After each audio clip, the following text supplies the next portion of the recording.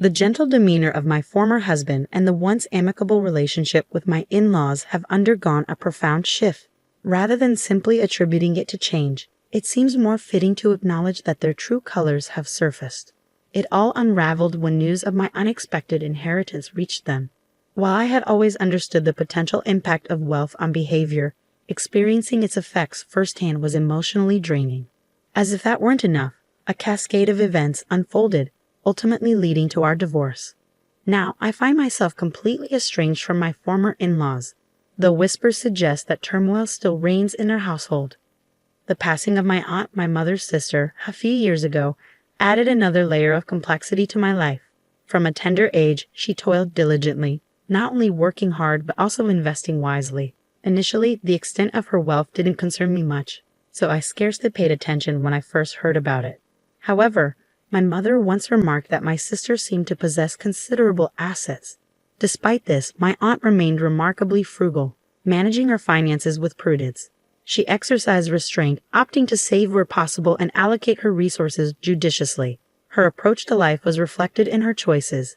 She preferred preparing her own meals, sourcing ingredients from ordinary supermarkets. Instead of indulging in numerous garments, she favored a select few high-quality pieces, wearing them for years on end. Her values always commanded my admiration and affection. In her era, conventional gender roles dictated that men would labor outside the home, while women tended to domestic duties. Yet my aunt defied these norms. With earnings surpassing many men, she encountered disdain, labeled as assertive or even audacious. Unmarried, without children, she charted her own path. Unfazed by societal judgment, considered an anomaly, she remained unperturbed. In fact, she exuded an aura of indifference, adopting an attitude of let them talk, her confidence unshaken. While visiting her one day, as we lounged on the sofa sipping tea, she dropped a bombshell. "If I were to pass away," she began, catching me off guard, "I'd like you to inherit my estate." Startled by her sudden declaration, I inquired about her meaning. With a calm demeanor, she explained, "I'm unmarried, childless. Who else but those who have scorned and underestimated me should inherit my assets?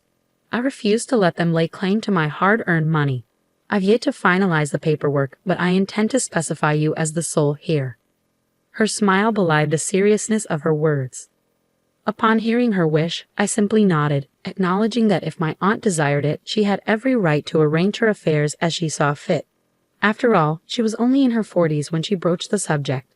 The actual day of inheritance seemed distant, perhaps 3 or 4 decades away, a concept difficult to grasp, especially for a high school student like myself who knew little about estates and inheritance. Frankly, I dismissed her words as jest. As years passed, I embarked on marriage and motherhood, consumed by the responsibilities of raising a family and pursuing a career. It was during this busy period that I received word from my mother about my aunt's declining health, coinciding with my younger child's entry into society. Alarmed, I rushed to the hospital where she was reportedly admitted. Upon arrival, I found my aunt looking as spirited as ever. "Who told that child I wasn't feeling well?" she exclaimed, her trademark smile lighting up her face. "That's quite an exaggeration. It's just a routine checkup, nothing to worry about." As you can see, I'm bursting with energy. Her reassuring words eased my anxiety, and I left the hospital reassured that all was well. However, the truth was far grimmer. Her health was rapidly declining, and her brave facade was just that, a facade. The frequent hospital stays were a clear indication of her deteriorating condition. Each visit revealed a stark transformation: hollowed cheeks, thinning arms and neck, and a noticeable frailty. Yet she never wavered in her cheerful demeanor, a testament to her inner strength.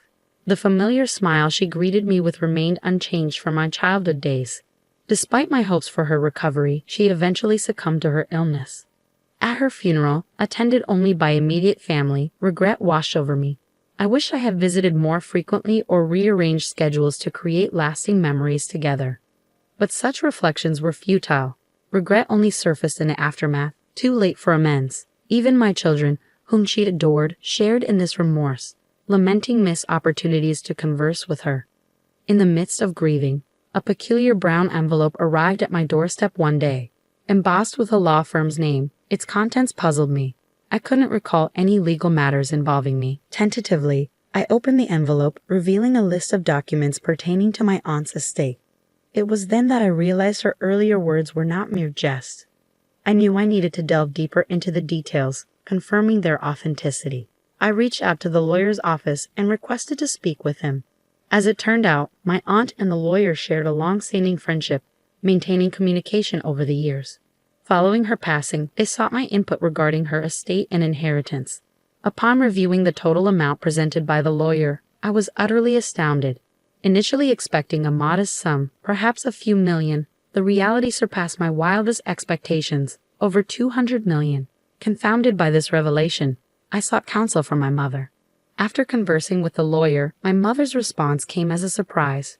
"Relax," she reassured me.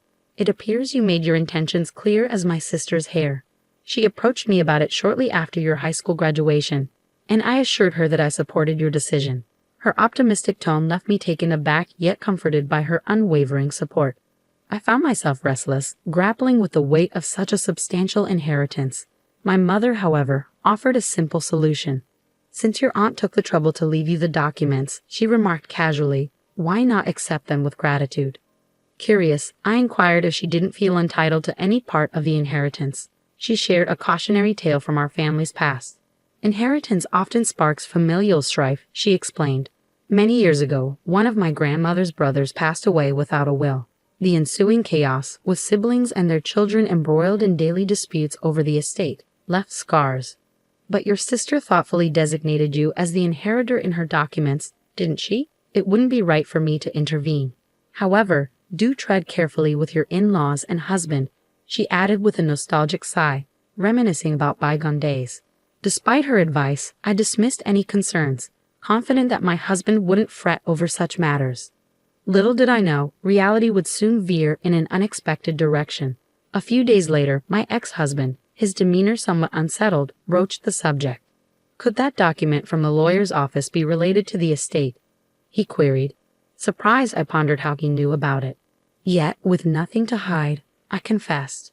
His eyes sparked with interest, and he wasted no time in probing about the inheritance's magnitude. A sense of unease settled over me as I observed my husband's smug demeanor.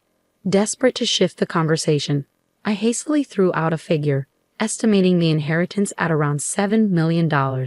Yet, his keen intuition detected the disparity, prompting him to press further, insisting on a thorough investigation. Initially, I brushed off his persistence with indifference, but as his inquiries persisted, annoyance crept in. "I've already told you, it's $7 million, I retorted firmly, exasperated by his insistent probing. His demeanor shifted inexplicably the following day, as he began to ignore me altogether. The sudden coldness caught me off guard. Being treated with such indifference was unfamiliar territory. Both of us, driven by pride, maintained our silence, allowing 2 months to pass in strained silence. During this tense period, my former in-laws, typically meticulous about announcing their visits, arrived unannounced. The unexpected appearance left me apprehensive, wondering if something significant had occurred to prompt their sudden visit. "We've heard about your recent inheritance from your aunt, over $100 million, isn't it?" my ex-father-in-law remarked, with my ex-mother-in-law nodding in agreement, her smile wide. "Our home is showing its age, and we've been contemplating renovations. We're proud of our son for marrying someone as wonderful as you. How about we expand the house and include a room for you as well? It's a golden opportunity, don't you think? Why not consider living together?" Their proposal left me reeling. Not only was I astonished that my ex-husband knew the precise amount of my inheritance, but I was also taken aback by my in-laws' audacity in considering using the money for their own benefit. Excitement bubbled between them as they delved into details, discussing upgrades like an island kitchen and making the house more accessible. Unable to contain my dismay, I interjected, "Please refrain from making decisions without consulting me." Undeterred, they continued, mentioning they had already sought a cost estimate. It was evident they were banking on my inheritance, oblivious to the impropriety of their actions. Feeling overwhelmed by the day's events, I struggled to find the right words. Preferring to avoid an emotional outburst, I simply requested that my in-laws leave for the day. Later that evening, when my husband returned from work, I confronted him.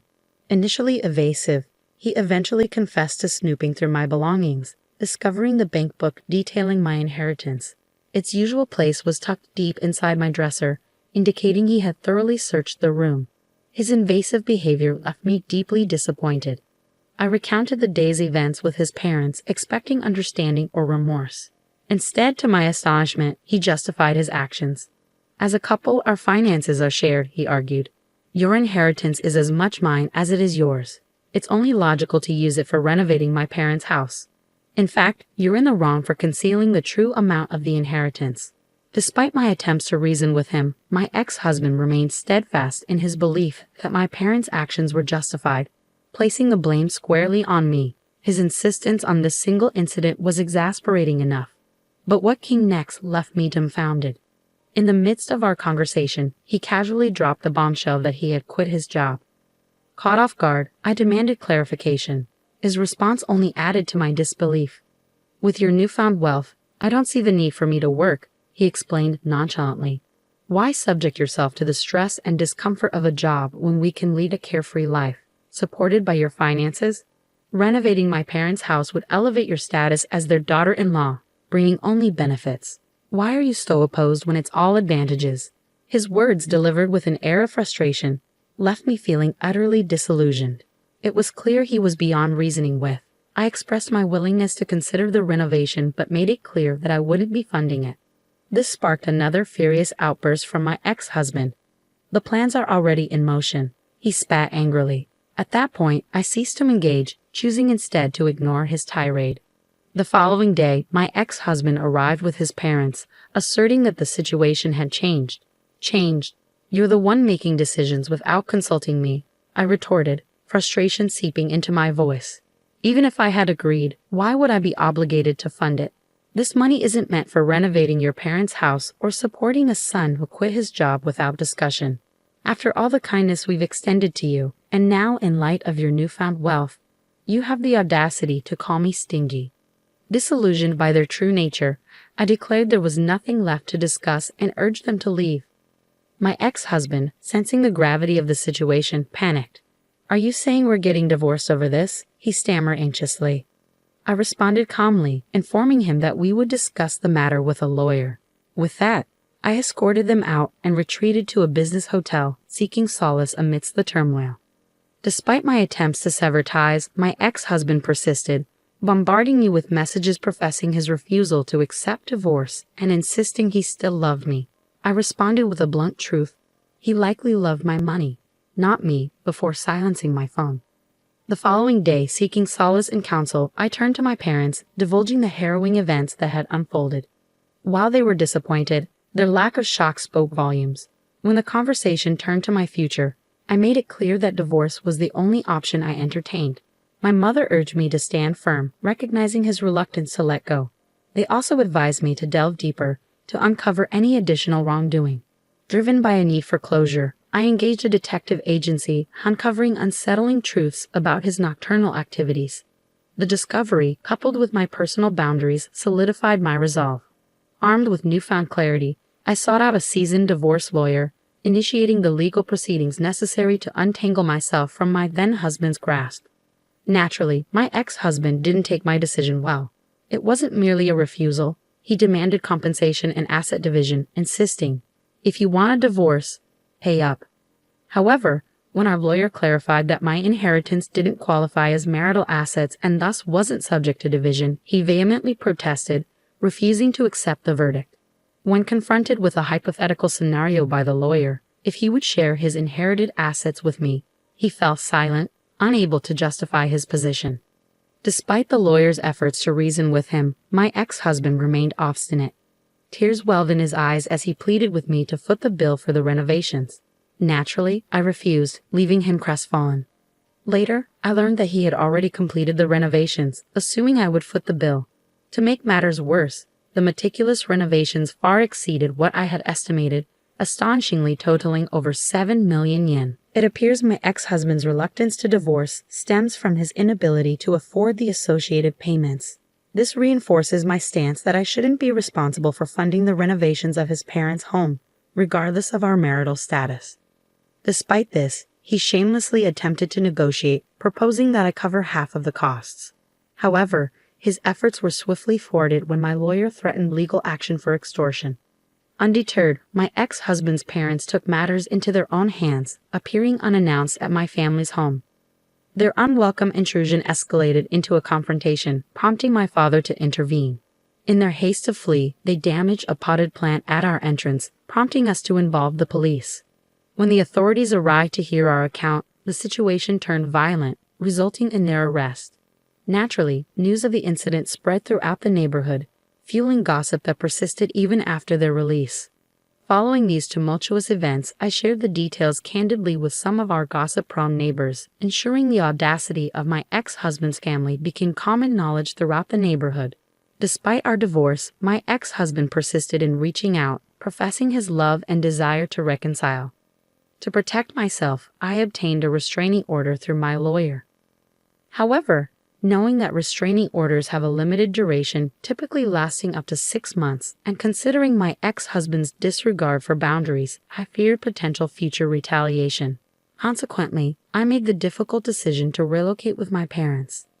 Though I grappled with guilt over uprooting them from their familiar surroundings, the safety and security of my family outweighed any other consideration. Given the circumstances and the potential dangers, moving was the only viable option. We made our escape under the cover of night, as if fleeing from imminent danger. Once we settled into our new home, I gathered the children to share the news. Understandably, they were taken aback, but they empathized with my decision, acknowledging, "If that's what you feel is necessary, we support you." Life carried on smoothly thereafter until my worst fears were realized. Despite the restraining order, reports surfaced of my ex-husband lingering around our former family home. A vigilant police officer intervened, questioning him and discovering a small knife concealed in his pocket, leading to his arrest. Upon learning of this alarming incident, the lawyer who had aided me in the divorce revealed that my ex-husband wished to speak with me. The mere thought sent shivers down my spine, prompting me to reflect on the potential danger I had narrowly escaped by relocating. It was a chilling reminder of the importance of taking proactive steps to ensure our safety, even when relying on legal protections. In the end, my ex-husband's release came sooner than expected, as fortunately, no one had been harmed. However, the thought of returning to the site of our former family home filled me with overwhelming fear. For a while, I lost touch with news of my ex's whereabouts. However, a friend residing near his family home kept me informed. According to them, following the completion of the renovation, heated arguments over financial matters erupted almost daily. The echoes of disputes such as "you took out the loan in your name, so you deal with it," or "this house belongs to our parents, so they should foot the bill," reverberated loudly enough to discern the exact dialogue. Moreover, despite the recent renovations, the unsettling sounds of objects being smashed were all too frequent. On occasion, the police were even summoned to intervene. Amidst the chaos, blame for the divorce was often cast my way or directed at others who had supposedly condoned it. Before the inheritance debacle, our relationship had been relatively amicable, and the bond between my ex-husband and his father had been strong. It's disheartening to witness how money has tainted these once cherished relationships. My mother's words about the transformative power of wealth now ring painfully true. In the midst of the chaos, I overhear my ex-mother-in-law's shrill voice admonishing my ex-husband to find a job already, met with his sharp retort of "shut up." It's evident he's still unemployed, and given his age, prospects for employment seem bleak. With my side of the story out in the open, our messy divorce has become the talk of the neighborhood. People steer clear of my ex's family, fearing they'll be pestered for money. Some even believe that approaching their house could bring bad luck, a notion that I find rather amusing. As for myself, I now reside in a slightly larger rental apartment with my parents. Though they urge me to prioritize my own happiness, thoughts of remarriage hardly cross my mind. I've made peace with the idea of spending the rest of my days alongside them. I harbor a certain apprehension that disclosing my inheritance to a potential partner could lead to a similar transformation as my ex underwent. Furthermore, my lifestyle hasn't changed much. I never indulged in lavish hobbies or extravagant spending. Instead, I intend to utilize my inheritance for the well-being of my parents and myself, whether that means providing for our care in old age or celebrating significant milestones in our family's life, such as weddings or the arrival of grandchildren. The inheritance I received isn't the kind of sum that can be squandered with frivolous spending. It represents the legacy left behind by my esteemed aunt, and I am determined to handle it with the same care and prudence that she demonstrated. Lately, as I've been working part-time, I've also been delving into the world of investments and financial management. It's a complex field that commands respect, and it deepens my admiration for my aunt's astute handling of her finances over the years. While my parents and I lead contented lives, snippets of news occasionally filter through about the precarious situation my ex-husband and his family find themselves in. However, since our divorce, they are now strangers to me. Whatever challenges they may be facing, I hope they find resolution without entangling others in their affairs.